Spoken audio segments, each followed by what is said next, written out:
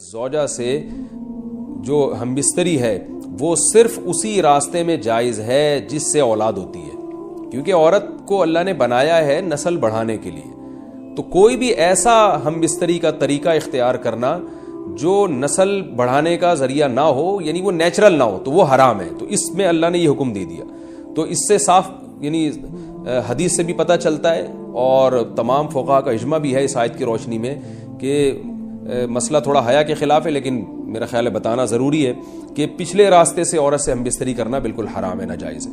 اور نبی صلی اللہ علیہ وسلم کی اس پہ بہت شدید لعنت ہے، بہت شدید وعید ہے.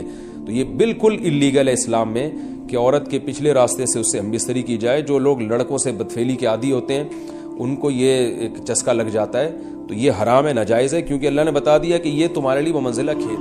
مفتی طارق مسعود کے بیانات کے لیے طارق مسعود آفیشیل کو سبسکرائب کریں.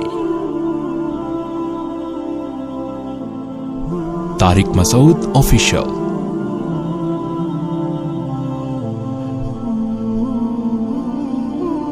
اللہ نے ارشاد فرمایا نساؤکم حرث لکم، تمہاری عورتیں تمہارے لیے بمنزلہ کھیت کے ہیں. حرث عربی میں کھیت کو کہتے ہیں. تو بمنزلہ کھیت کے ہیں.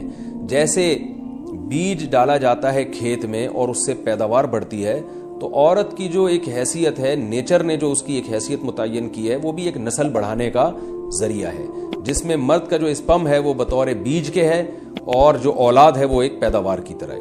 تو اللہ نے یہ یاد رکھیں، اس آیت کو بہت سارے غیر مسلموں نے عورت کے خلاف بہت نیگیٹیوٹی پھیلائی ہے کہ دیکھو اسلام عورت کی توہین کرتا ہے، اس کو کھیتی سے تعبیر کرتا ہے. تو کچھ لفظ کسی اور زبان میں جب وہ جاتے ہیں تو وہ توہین کا معنی دیتے ہیں. عربی میں جو حرث کا معنی ہے یہ تعظیم کے لیے ہے، توہین کے لیے نہیں ہے. اردو میں جو کھیتی کا معنی ہے وہ توہین کے لیے استعمال ہوتا ہے.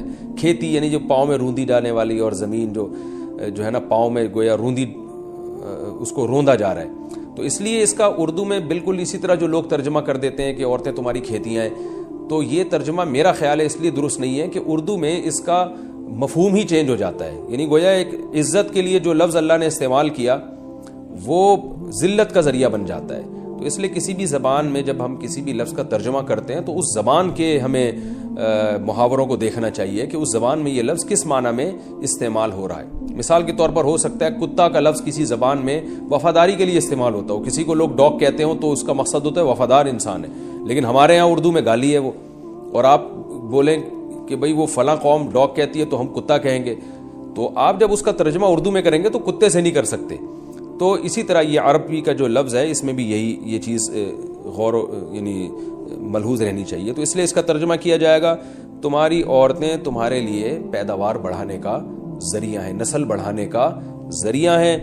فاتو حرثکم، تم اپنے اس نسل بڑھانے کے ذریعے کے پاس آؤ، انا شئتم، جیسے چاہو، وقدموا لانفسکم، اور اپنے نفسوں کے لیے آگے بھیجو. یعنی اولاد کی نیت سے آیا کرو زوجہ کے پاس اور آخرت کے لیے انتظام کرو، یعنی اولاد پیدا کر کے جو تاکہ دنیا اور آخرت میں تمہارے لیے، فیوچر میں تمہارے لیے کام آئے. دنیا بھی داخل ہے، آخرت بھی داخل ہے. تو اس آیت کا بھی ایک شان نزول ہے کہ صحابہ کرام تو چونکہ جو خواتین تھیں مکہ میں صدیوں سے وہ لوگ آباد تھے، ان کے سفر خاص طور پہ عورتوں کے سفر بہت ہی کم ہوا کرتے تھے. تو جب ہجرت ہوئی ہے اور جو ہجرت کر کے بہت ساری صحابیات مدینہ آئی ہیں، تو مدینہ میں ان کے نکاح دوسری قوموں میں ہوئے، پھر انصار صحابہ سے بھی ہوئے. تو چونکہ تقویٰ تھا ان خواتین میں، للہیت تھی، تو بعض جگہ ایسے واقعات ہوئے کہ میاں بیوی کے جو آپس کا ریلیشن ہوتا ہے، ظاہر ہے وہ ہر قوم میں اور ہر شخص کا مزاج دوسرے سے مختلف ہوتا ہے. تو بعض مردوں نے اس طرح سے اپنی زوجات کے ساتھ ہم بستری کی کہ ان خواتین کو پھر اشکال ہوا کہ پتہ نہیں اس طرح سے ہم بستری کرنا جائز بھی ہے یا نہیں ہے.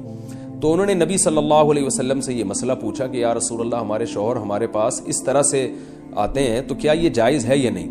تو ان کے سوال کو بھی مبہم رکھا گیا اور قرآن نے اس کے جواب کو بھی کنایتاً بیان کیا، کیونکہ مسئلہ بظاہر حیا کے خلاف ہے. تو قرآن جب بھی کوئی ایسی بات ہوتی ہے تو اشارتاً کنایتاً اس کا تذکرہ کر دیتا ہے تاکہ مسئلہ بھی واضح ہو جائے، کیونکہ ظاہر ہے اس کی ضرورت تو قیامت تک آنے والے انسانوں کو پڑ سکتی ہے نا. یہ تو ہر میاں بیوی کا اپنا ایک ذاتی مسئلہ ہوتا ہے کہ ہمیں کس طرح سے پرمیشن ہے، کس طرح سے پرمیشن نہیں ہے. تو اللہ تعالیٰ نے بھی اشارتاً ہی اس حکم کو قرآن میں بیان کر دیا، اور قرآن میں اس لیے بیان کیا کہ تاکہ اس میں کوئی اجتہادی اختلاف کی گنجائش نہ رہے۔ تو اللہ نے قرآن مجید میں بیان کیا، فرمایا نساؤکم حرث لکم، تمہاری جو ازواج ہیں، تمہاری جو بیویاں ہیں، وہ تمہارے لیے بمنزلہ کھیت ہیں۔ کھیت کا مطلب کیا ہوتا ہے؟ پیداوار بڑھانے کا ذریعہ۔ تو اس میں سب سے پہلا مسئلہ تو قرآن نے یہ بیان کر دیا کہ زوجہ سے جو ہم بستری ہے وہ صرف اسی راستے میں جائز ہے جس سے اولاد ہوتی ہے، کیونکہ عورت کو اللہ نے بنایا ہے نسل بڑھانے کے لیے۔ تو کوئی بھی ایسا ہم بستری کا طریقہ اختیار کرنا جو نسل بڑھانے کا ذریعہ نہ ہو، یعنی وہ نیچرل نہ ہو، تو وہ حرام ہے۔ تو اس میں اللہ نے یہ حکم دے دیا۔ تو اس سے صاف یعنی حدیث سے بھی پتہ چلتا ہے، اور تمام فقہاء کا اجماع بھی ہے اس آیت کی روشنی میں کہ مسئلہ تھوڑا حیا کے خلاف ہے، لیکن میرا خیال ہے بتانا ضروری ہے کہ پچھلے راستے سے عورت سے ہم بستری کرنا بالکل حرام ہے، ناجائز ہے، اور نبی صلی اللہ علیہ وسلم کی اس پہ بہت شدید لعنت ہے، بہت شدید وعید ہے۔ تو یہ بالکل اللیگل ہے اسلام میں کہ عورت کے پچھلے راستے سے اس سے ہم بستری کی جائے۔ جو لوگ لڑکوں سے بدفعلی کے عادی ہوتے ہیں ان کو یہ ایک چسکا لگ جاتا ہے، تو یہ حرام ہے، ناجائز ہے، کیونکہ اللہ نے بتا دیا کہ یہ تمہارے لیے بمنزلہ کھیت کے ہیں۔ تو اس میں قرآن نے وہ جو سوال تھا نا اس کی طرف اشارتاً جواب دے دیا، اور آگے فرمایا فاتو حرثکم، تم اپنے کھیت کے پاس آؤ، یعنی پیداوار بڑھانے کا جو ذریعہ ہے اس جگہ کی طرف آؤ، انا شئتم، جیسے چاہو، یعنی باقی جس طرح سے تم چاہو زوجہ سے ہم بستری کر سکتے ہو، اس میں کوئی خاص طریقہ متعین نہیں ہے۔ میاں بیوی کا ایک دوسرے سے کوئی پردہ نہیں ہے، ہن لباس لکم وانتم لباس لہن، یہ دونوں ایک دوسرے کے لیے لباس ہیں۔ تو اس میں طریقہ کار کوئی بھی ہو سکتا ہے، کسی بھی طرح سے کرنا چاہو ایک دوسرے سے لطف اندوز ہو سکتے ہو، لیکن فاتو حرثکم آنا موضع حرث میں ہے۔ حرث کا مطلب وہ اس جگہ کی طرف آنا ہے جہاں سے نسل بڑھتی ہے، کسی اور راستے کی طرف۔ اس سے صاف طور پر جو ہے نا وہ جو فاسق فاجر لوگوں کی جو برائی ہے، جو لڑکوں سے بدفعلی کے نتیجے میں پیدا ہوتی ہے، اس کا اللہ نے قلع قمع کر دیا کہ اس کی اسلام میں بالکل اجازت نہیں ہے۔ باقی طریقہ کار کیا ہوگا یہ تمہارے اوپر، اس کی اللہ نے تمہیں اجازت دی ہے۔ وَقَدِّمُوا لِأَنفُسِكُمْ، اور چونکہ بار بار حرث کا تذکرہ ہو رہا ہے کہ نسل بڑھانے کا، تو اس لیے اللہ نے فرمایا کہ قدموا لانفسکم، اپنی ذات کے لیے فیوچر میں انتظام کرو۔ قدموا کا مطلب آگے بھیجو اپنی ذات کے لیے سرمایہ۔ کیا مطلب؟ کہ جب زوجہ سے ہم بستری کرو تو نیت اولاد کی ہونی چاہیے، تاکہ وہ اولاد دنیا میں بھی اور آخرت میں بھی تمہارے لیے ذخیرہ بن جائے۔